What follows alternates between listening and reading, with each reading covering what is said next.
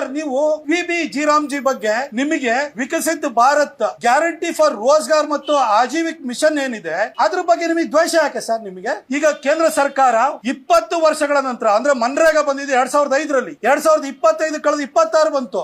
20 ವರ್ಷಗಳ ಕಾಲ ಆ ಯೋಜನೆಯನ್ನು ಮುಂದುವರಿಸಲಾಗಿದೆ. ಈ 20 ವರ್ಷಗಳಲ್ಲಿ 12 ವರ್ಷ ಕೇಂದ್ರದಲ್ಲಿ ಮೋದಿಜಿಯವರ ಸರ್ಕಾರ ಇದೆ. ಇದು ಅತಿ ಹೆಚ್ಚು ಅನುದಾನವನ್ನು ಕೊಟ್ಟಿದ್ದಾರೆ. ಆ ಯೋಜನೆಯಲ್ಲಿ ಇದ್ದಂತಹ ಲೋಪದೋಷಗಳನ್ನ ಸರಿಪಡಿಸಿ ವಿ.ಬಿ. ರಾಮ್ಜಿ ಅಂತ ಹೇಳಿ ಹೊಸ ಒಂದು ಯೋಜನೆಯನ್ನ ತಂದಿದ್ದಾರೆ. ಅದರಲ್ಲಿ ನಿಮ್ಗೆ ಏನ್ ವ್ಯತ್ಯಾಸ ಕಾಣಿಸ್ತಿದೆ ಸರ್? ಏನು ಜನಕ್ಕೆ ಕೂಲಿ ಕೊಡ್ತಾ ಇದ್ದದ್ದು 100 ದಿನದಿಂದ 125 ದಿನ ಮಾಡಿದ್ದಾರೆ. ಇಲ್ಲಿ ಗ್ರಾಮೀಣ ಭಾಗದ ಜನಕ್ಕೆ ಏನು ಅನಾನುಕೂಲ ಆಗಿದೆ ಹೇಳಿ? ಕೃಷಿ ಚಟುವಟಿಕೆ ನಡೀತಾ ಇರುವಂತಹ ಸಂದರ್ಭದಲ್ಲಿ 60 ದಿನಗಳ ಕಾಲ ಈ ಒಂದು ಯೋಜನೆ ಚಾಲ್ತಿಯಲ್ಲಿ ಇರಲ್ಲ.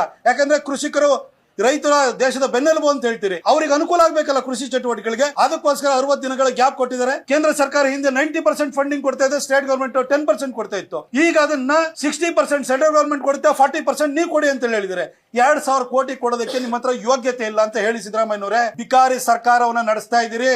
ನಿಮ್ ಕೈಲಿ ಕೊಡಕ್ಕಾಗಲ್ಲ ಅಂತ ಹೇಳಿ